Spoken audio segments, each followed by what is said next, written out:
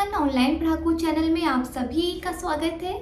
जैसा कि आप सबको पता है कि हिंदी का पेपर स्टार्ट होने में सिर्फ कुछ दिन ही बाकी हैं। तो जितने भी सीबीएसई बोर्ड से क्लास 10th के स्टूडेंट्स हैं, आई होप उनकी तैयारी बहुत अच्छी चल रही होगी। और यदि आप एग्ज़ाम में फुल मार्क्स लाना चाहते हैं तो आज की ये वीडियो आपके लिए गेम चेंजर हो सकती है। आज की इस वीडियो में हम बात करेंगे मुहावरों की। मुहावरा एक ऐसा टॉपिक है जिसमें बच्चे अक्सर कंफ्यूज हो जाते हैं कि मुहावरे से संबंधित प्रश्न कहाँ से आएंगे और वो किस तरीके से उसकी तैयारी करें।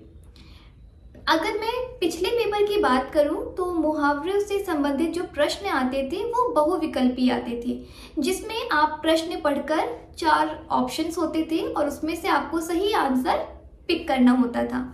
पर अब जैसा कि आप सबको पता है कि सीबीएसई बोर्ड ने अपना पैटर्न काफ़ी चेंज कर दिया है। अब जितने भी बहुविकल्पी वाले प्रश्न आते थे वो सारे ही वहाँ से हटाकर उन्हें अति लघु या लघु उत्तरीय में बदल दिया है।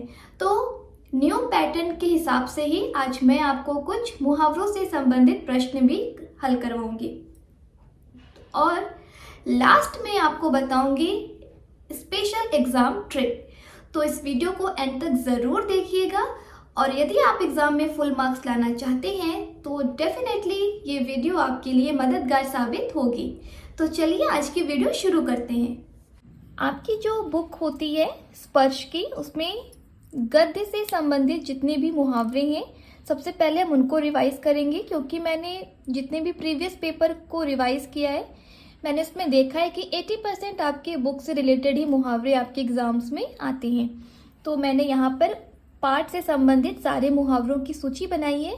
तो जल्दी से हम एक बार वो सारे मुहावरे देख लेते हैं जिन्हें मैं आपको अर्थ सहित समझाऊंगी और आप कोशिश कीजिएगा कि आप नोटबुक के साथ उससे संबंधित वाक्य बनाकर उनकी प्रैक्टिस ज़रूर करें, क्योंकि बहुत ज़्यादा चांसेस हैं कि आपके पेपर में ये मुहावरे आ सकते हैं। तो पहला जो मुहावरा है वो आपके बड़े भाई साहब से संबंधित पाठ से है। प्राण सूखना, डर लगना, हंसी खेल होना, छोटी मोटी बात, आंखें फोड़ना, बड़े ध्यान से पढ़ना, गाढ़ी कमाई, मेहनत की कमाई, जिगर के टुकड़े टुकड़े होना, दिल पर भारी आघात लगना। आघात मतलब दिल पर कोई बहुत बड़ी चोट लग जाना। हिम्मत टूटना, साहस समाप्त हो जाना। जैसे कहते हैं ना कि हम बहुत बार किसी काम के लिए कोशिश कर रहे हैं और हमें उसका मनचाहा परिणाम नहीं मिलता, तो हम लास्ट में क्या कहते हैं कि बस अब मेरी हिम्मत टूट रही है, मतलब अब मेरा जो साहस है वो समाप्त हो रहा है। दबे पाँव आना, चोरी चोरी आना, घुड़कियाँ खाना, डांट डपट सहना, आड़े हाथों लेना, कठोरता पूर्वक व्यवहार करना, घाव पर नमक छिड़कना, दुखी को और दुखी करना। जैसे जैसे आप इस मुहावरे को पढ़ रहे होंगे आपको पाठ याद आ रहा होगा कि ये मुहावरे किस किस लाइन पर कहाँ कहाँ यूज़ किए गए थे। अगर आप अपने प्रश्न उत्तर को बहुत अच्छा लिखना चाहते हैं तो आप इस तरीके के मुहावरे का प्रयोग ज़रूर कीजिएगा, क्योंकि आपके प्रश्न उत्तर बुकिश लैंग्वेज नहीं चाहिए, उन्हें आपका अपना क्रिएटिव देखना है। आप अपनी सोच, अपनी विचार शक्ति कितने अच्छे से लगा सकते हैं।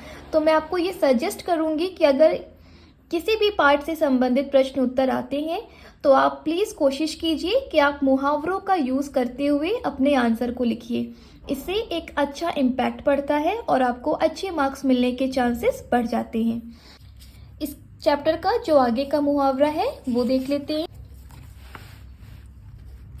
तलवार खींचना, लड़ाई के लिए तैयार रहना, अंधे के हाथ बटेर लगना, अयोग्य को कोई महत्वपूर्ण वस्तु मिल जाना, लोहे के चने चबाना, बहुत कठिनाई उठाना, या फिर हम ये भी कह सकते हैं बहुत मेहनत करना, चक्कर खाना, भ्रम में पड़ना, आटे दाल का भाव मालूम होना, कठिनाई का अनुभव होना, ज़मीन पर पाँव ना रखना, बहुत खुश होना, हाथ पाँव फूलना, घबरा जाना। इसके बाद जो आपका चैप्टर है वो है डायरी का एक पन्ना। रंग दिखाना, स्वरूप दिखाना। स्वरूप दिखाना मतलब जैसे जो आपकी रियलिटी है वो सामने ले आना। ठीक है, ठंडा पड़ना, ढीला या सुस्त हो जाना, टूट जाना, बिखर जाना। इसके बाद नेक्स्ट चैप्टर आपका है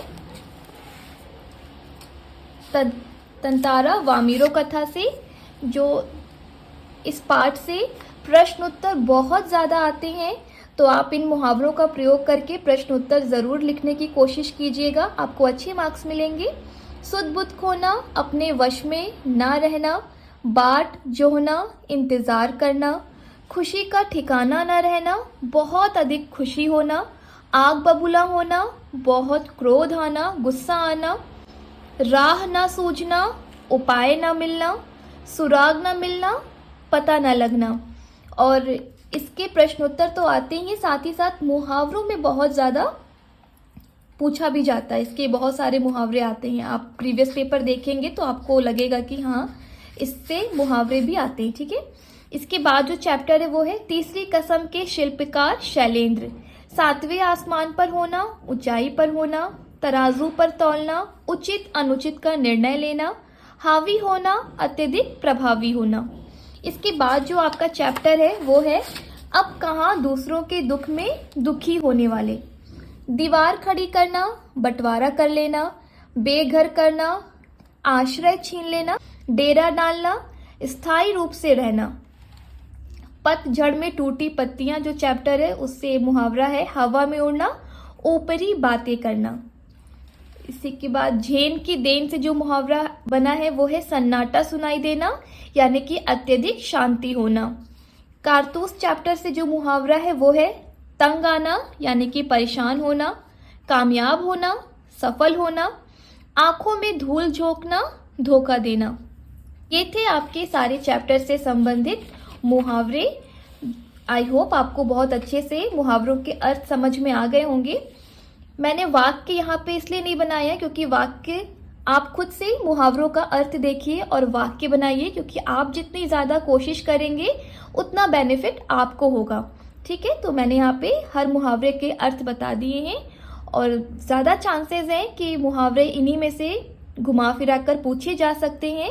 तो मुझे लगा कि ये वीडियो बनानी चाहिए आप लोगों के लिए, ताकि आपके एग्ज़ाम में हेल्प हो सके। अब हम करने वाले हैं मुहावरों से संबंधित कुछ अभ्यास, वो भी न्यू पैटर्न के हिसाब से। ठीक है, तो चलिए प्रैक्टिस कर लेते हैं। आप देख रहे होंगे यहाँ पे मैंने नए पैटर्न के हिसाब से ही प्रश्न लिखा है। निम्नलिखित मुहावरे पे आधारित प्रश्नों के लघु या अति लघु उत्तर दीजिए। किसी भी तरीके से प्रश्न पूछा जा सकता है। तुम या तो सीए की पढ़ाई कर लो या अकाउंटेंट की नौकरी कर लो, डैश अच्छा नहीं है, दोनों कामों में असफल हो जाओगे। अब आप गैस करके मुझे बताइए कि इसका क्या आंसर होना चाहिए। आपको क्या लग रहा है यहाँ पे क्या उत्तर होगा, सोचिए। आई होप बहुत सारे बच्चे बहुत सही आंसर अपने दिमाग में सोच रहे होंगे। इसका आंसर है दो नावों पर सवार होना।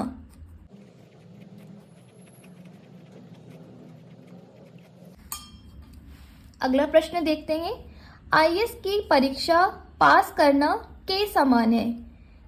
इसका मुहावरा क्या हो सकता है? लोहे के चने चबाने के समान है, यानी कि कठिन मेहनत, कठिन काम है।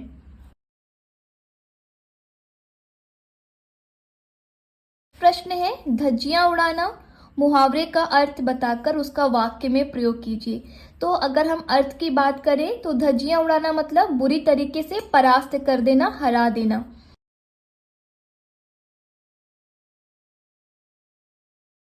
अब आपके लिए टास्क है कि इस मुहावरे से रिलेटेड जो वाक्य है आप उसको कमेंट सेक्शन में बताइएगा। नेक्स्ट है प्राणों की परवाह नहीं करने के लिए उपयुक्त मुहावरा लिखिए। तो यहाँ पे प्राणों की परवाह नहीं करना मतलब अपनी जान की परवाह नहीं करने के लिए हम क्या सही मुहावरा लिख सकते हैं, यानी कि जान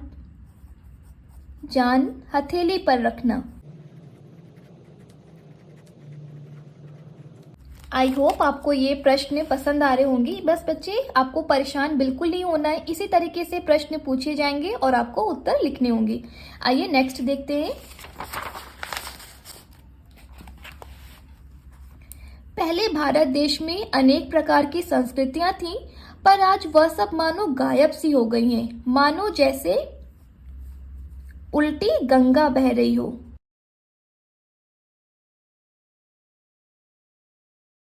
उंगली पर नचाना मुहावरे का अर्थ बताकर वाक्य में प्रयोग कीजिए। ये तो बहुत आसान है और मुझे लगता है कि सारे स्टूडेंट्स को इसका अर्थ पता होगा। उंगली पर नचाना मतलब अपने वश में करना।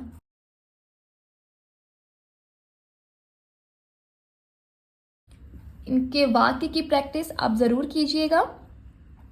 वाक्य बनाते समय ध्यान रखिएगा कि हम मुहावरों का प्रयोग करते हैं, ना कि उसके अर्थ का। ठीक है।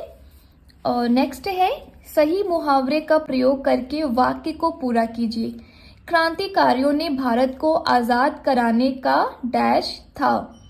क्या था? बीड़ा उठाया था।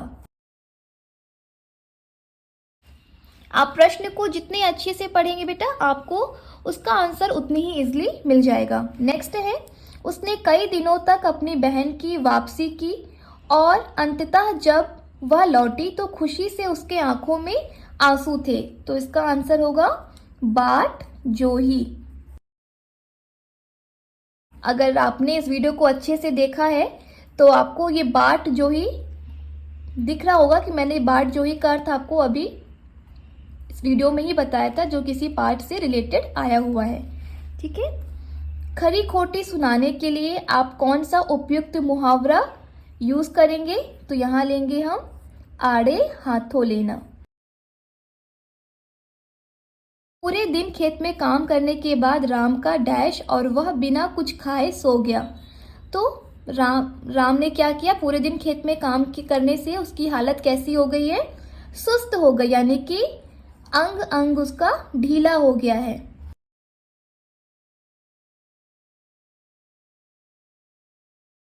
ये जो भी मैंने आपको मुहावरे अभी पाठ से संबंधित पढ़ाए हैं, उसी से संबंधित सारे प्रश्न बने हैं। और ये जो प्रश्न हैं ये मैंने खुद से नहीं बनाए हैं, ये सीबीएसई बोर्ड के सैंपल पेपर से जितने भी सेट हैं उनसे ही मैंने ये सारे प्रश्न लिए हुए हैं। ठीक है।